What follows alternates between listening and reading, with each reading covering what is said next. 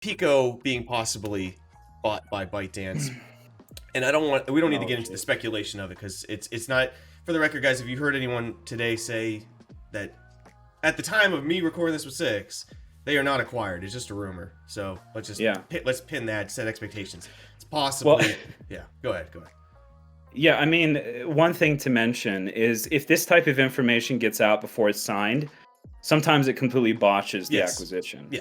Because then all of a sudden, all these other people know, all the fangs know about this acquisition. They're going to stop it. Who knows what the feds will do and all this other stuff. Yeah. So if anything, the fact that that was announced before it happened probably reduces the chance of it ever happening. That being said, it could have been signed and they just, there's like one person in the meeting who's like, hey, I'm going to post this on, I'm going to post this on the Chinese version of Twitter. It's important though that to say that it's not set in stone at the time of filming here, so it's just we're just speculating. But I want to harp on that question I asked you on Twitter because I wanted to follow up, but I figured there's no point since I got you tonight. Let's bring it down first. I know you've said it a billion times. Your biggest couple pain points with Facebook. What are they specifically to you? If you narrow them down to if Facebook stopped doing X and Y, what would make you happier tomorrow?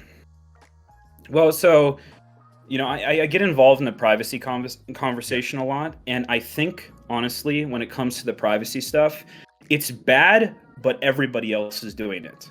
And I hate to say that, but like Google's doing the same thing. Apple is, they're not doing the same thing, but, in first party, they are to some degree. And now there's a conversation of them building a backdoor. The reality is when you're building a company, data is a gold mine. Because not only is it help you internally, but also externally. And so one of the best things that Facebook has is this massive amount of data that they get. Everybody thinks it's, okay, I get this data so I can build a better advertisement funnel. Not really. Like the conversion increase because they know that you're looking at this one profile slightly more than the other one.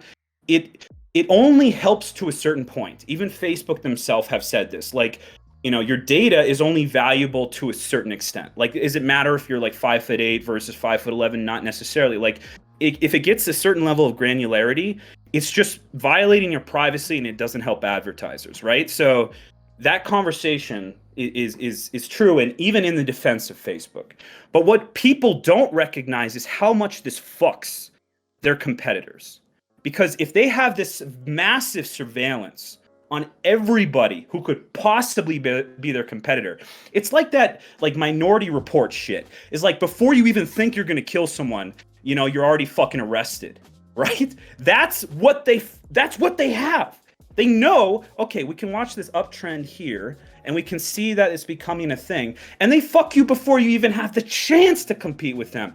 And like everybody's like, this is just capitalism, where they know what you're gonna do before you fucking do it. Like that is the problem. That is the problem. Why is Facebook still the #1 social network? It's a shit website. Man, I go here and there's like 300 different buttons on the home screen. I can't figure out half the thing. They have like 3,000 different features that no one uses. It's not a good platform. It's not. There's nothing about it. They were first. That is inherently valuable. Because they were first and moved fast. Yes. So it's essentially the phone book of the internet. And back in when they broke up the telecoms, one of the big reasons they broke up the telecoms is because they would hold on to your phone number.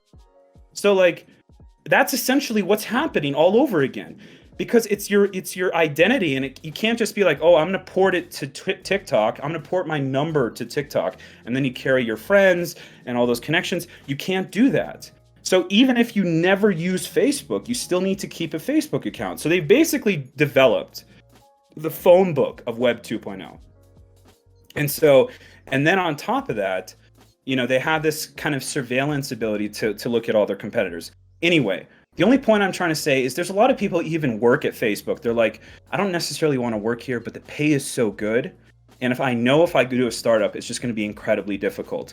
And the problem with that is then we're not actually driving real innovation. Because if I, for example, can go and I can work at Facebook and get paid, hundreds of thousands of dollars, in a startup, I'm not going to get close to that for years. So it's creating this, this issue with innovation. And I play devil's advocate on that one point, though.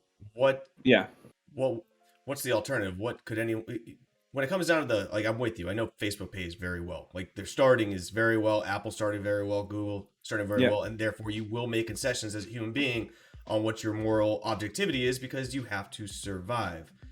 How can that, devil's advocate, how can that be remedied anywhere? Isn't that always going to be the case? The more you get paid, the less your internal being has a voice in anything?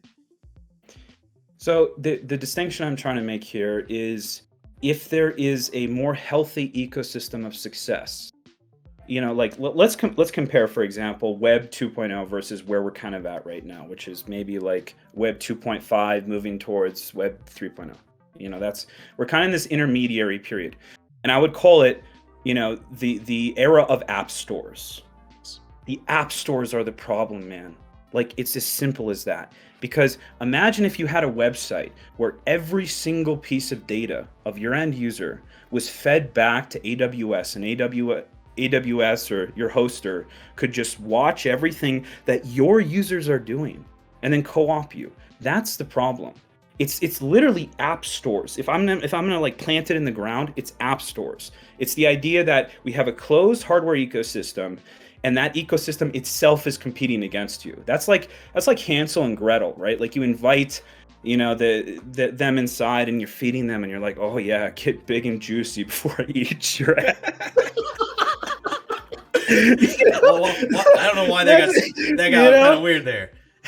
Yeah, I mean, okay. So when it comes down, that's the story, right? It's Hansel and Gretel, or is that some other fairy tale? They got fed by the witch. They get nice and juicy and plump, so she could eat them.